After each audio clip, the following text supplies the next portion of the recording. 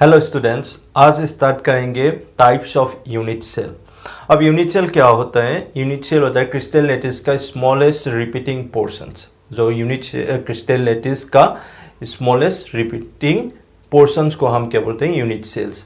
अब इसका टाइप्स आज डिस्कस करेंगे। अब टाइप्स होते हैं तो ये दो टाइप्स में होता है, एक प्रीमेटिव यूनिट सेल बोल सकते हैं और दूसरा होता है सेंटर्ड यूनिट सेल। अब प्रीमेटिव यूनिट सेल क्या होता है? प्रीमेटिव यूनिट सेल होता है, देखो यूनिट सेल में कॉन्स्टिट्यूएंट पार्टिकल्स ओनली कॉर्नर्स में रहेगा। मतलब ये देखो यूनिट सेल्स, इसका पार्टिकल्स कहाँ रहेगा? ओनली कॉर्नर्स में है, देख रहे हो, कॉर्नर्स में है। इस टाइप्स ऑफ यूनिट सेल को हम प्रीमेटिव यूनिट सेल या इसको हम सिंपल यूनिट सेल भी बोल सकते हैं। इसको हम सिंपल यूनिट सेल भी बोल सकते हैं। मतलब इसका जो लेटिस पॉइंट्स होगा, लेटिस साइड्स होगा, वो ओनली कॉर्नर्स में होगा। इसको हम सिंपल यूनिट सेल या प्रीमेटिव यूनिट सेल बोल सकते हैं। और दूसरा टाइप्स क्या था? Centred unit cells. Centred unit cells में क्या होगा? ये और नॉट ओनली द कॉर्नर्स, मतलब कॉर्नर्स में तो रहेगा लेकिन ये अदर पोजिशंस में भी पार्टिकल्स रहेगा। इसलिए इसको लिखा the unit cells in which the constituent particles are present not only at the corners of the unit cell but also at some other positions। मतलब ये कॉर्नर्स में तो रहेगा लेकिन वो अदर्स पोजिशंस में भी रहेगा। देख रहे हो, ये दो टाइप्स में दिखा रहा हूँ। दो टाइप्स में ये फेस के सेंटर में है एक, और ये दूसरा क्या होता है, पूरा जो यूनिट सेल है उसका बॉडी सेंटर में है। मतलब ये कॉर्नर्स में भी है और सेंटर्ड पोजिशंस में भी है, इसलिए इसको सेंटर्ड यूनिट सेल्स भी बोल सकते हैं और इसको नॉन प्रिमिटिव यूनिट सेल भी बोल सकते हो। ऐसे लेटिस साइट्स का जो प्रेजेंस के ऊपर बेसिस करके दो टाइप्स में डिवाइड कर सकता है, प्रिमिटिव यूनिट सेल्स या सेंटर्ड यूनिट सेल।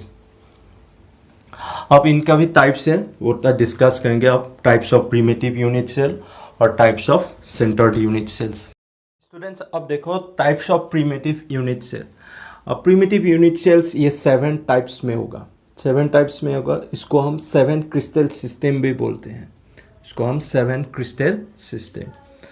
अब इसका जो इसको डिवाइड किया है वो कंडीशन से axial length and axial angles के ऊपर बेसिस करके इसको ये 7 टाइप्स में डिवाइड किया है। एक्सियल लेंथ और एक्सियल एंगल्स, और जो जिसको हम एज लेंथ भी बोल सकते हैं और एंगल्स बिटवीन द एज भी बोल सकते हैं। अब नंबर 1 क्या है? ये 7 टाइप्स के नंबर 1 क्यूबिक।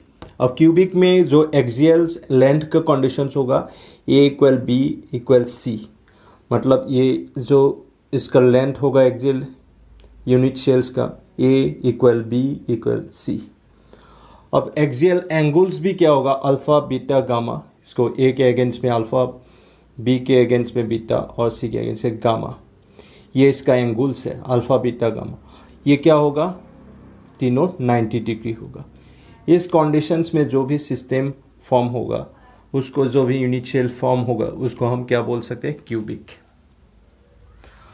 अब इसका एग्जांपल्स ले तो सोडियम क्लोराइड या पोटेशियम क्लोराइड इस अरेंजमेंट में अरेंज होकर रहता है और इस सिस्टम्स को मोस्ट सिमेट्रिकल सिस्टम बोलते हैं। इस 7 क्रिस्टल सिस्टम्स में ये क्यूबिक मोस्ट सिमेट्रिकल सिस्टम है, ये याद रखना ये पॉइंट। अब सेकंड क्या दिया है? टेट्रागोनल। टेट्रागोनल्स होगा तो क्या होगा? इस एक्सियल लेंथ का कंडीशंस है A = B है लेकिन C नॉट इक्वल्स है दोनों से। और लेकिन जो एक्सियल एंगल्स होगा, axial angles alpha, beta, gamma, ये पूरा तीनों 90 डिग्री है, तीनों 90 डिग्री है। एग्जाम्पल और टाइटेनियम ऑक्साइड्स, ये क्रिस्टल के फॉर्म में यूनिट सेल इस टाइप्स में अरेंज होते रहता है। अब इसका कंडीशंस ये क्या होता है? A = B लेकिन C नॉट इक्वल होगा, ये टेट्रागोनल्स के कंडीशंस में। अब इसको याद रख लेना पड़ेगा ये कंडीशंस। स्टूडेंट्स, अब नंबर 3 में देखो, 7 क्रिस्टल सिस्टम का नंबर 3 ऑर्थोरोम्बिक, या इसको रोम्बिक भी बोल सकते हो। अब इसका एक्सियल लेंथ का कंडीशंस क्या होगा, A not equal B not equal C, मतलब A B C not equal है। इसलिए देखो ये ए है, ये थोड़ा सा ये बी का ए से नॉट इक्वल हो रहा है और सी तो नॉट इक्वल है। और लेकिन इसका एंगल्स का जो अल्फ़ा बीटा गामा ये क्या होगा 90 डिग्री होके रहेगा। ये अल्फ़ा बीटा गामा क्या होगा 90 डिग्री। इस अरेंजमेंट में क्या होगा ऑर्थोरम्बिक या रोम्बिक होगा सिस्टम में। अब इसके एग्जांपल्स बेरियम सल्फेट या पोटेशियम नाइट्रेट्स, इस टाइप्स ऑफ अरेंजमेंट शो करता है इसका यूनिट से। नंबर 4 देखो स्टूडेंट्स, मोनोक्लिनिक। मोनोक्लिनिक में एक्सियल लेंथ का एंगल्स क्या होगा A B C not equal से सेम ही है कंडीशंस, लेकिन इसमें अल्फा है 90 डिग्री लिखा है, लेकिन but not equal to beta. ये बीटा के साथ 90 डिग्री नहीं होगा, नॉट इक्वल से अल्फा एंड बीटा से नॉट इक्वल है। अब ये ए बी सी ऐसे होगा थोड़ा सा मोनोक्लिनिक, और अल्फा बीटा इक्वल है, सो बीटा को नॉट इक्वल दिखाने से इसका एंगल्स इस टाइप में होगा। इसका अरेंजमेंट ऐसा होगा मोनोक्लिनिक का। अब इसका भी examples sodium sulphate hydrated state में है, 10H2O लिखा है। अब ये नंबर 5 अब नंबर 5 देखो 7 क्रिस्टल सिस्टम का नंबर 5 रोम्बोहेड्रल। अब रोम्बोहेड्रल में क्या हो रहा है, इसका जो ईच लेंथ ए इक्वल बी इक्वल सी होगा, मतलब ए बी सी इक्वल होगा। इसलिए देख रहे हो ए बी सी अरेंजमेंट में इक्वल देख रहे हो, लेकिन अल्फा बीटा गामा इक्वल होगा, लेकिन ये 90 डिग्री नहीं होगा, ये 90 डिग्री नहीं होगा।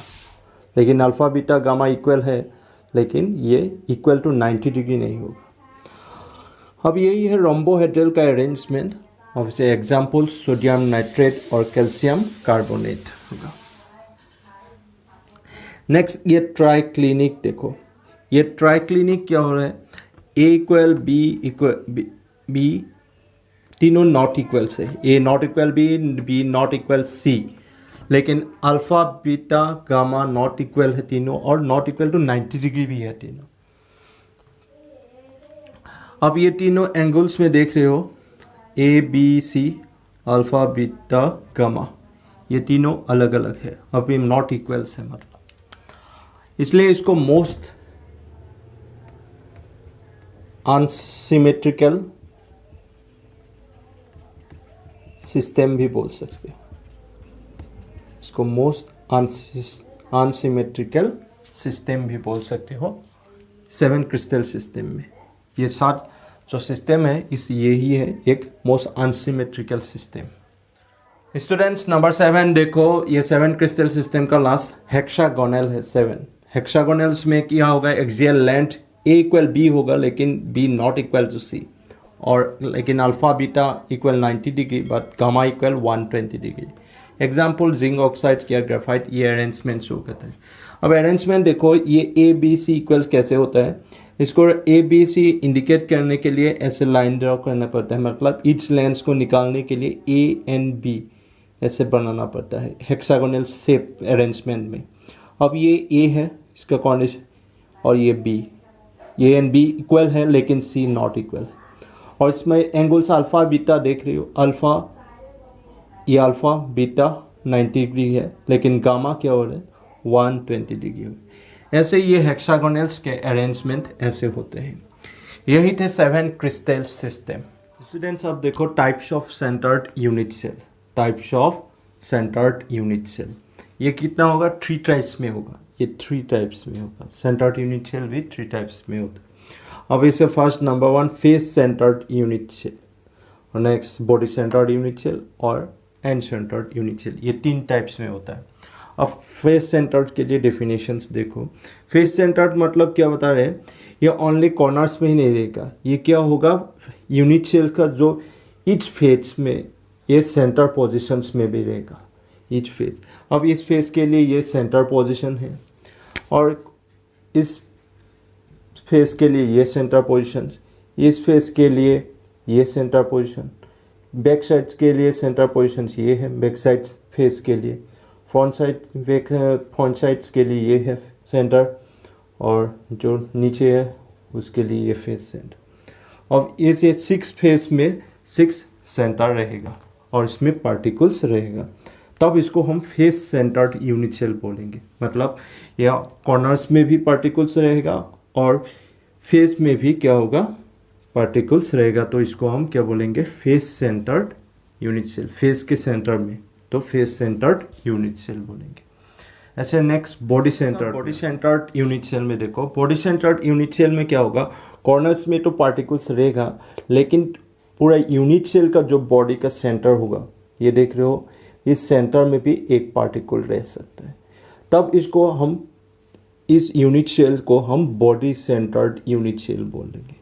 इसलिए लिखा the unit cell in which the particles are present not only at the corners but also at the centre within the body of the unit sales.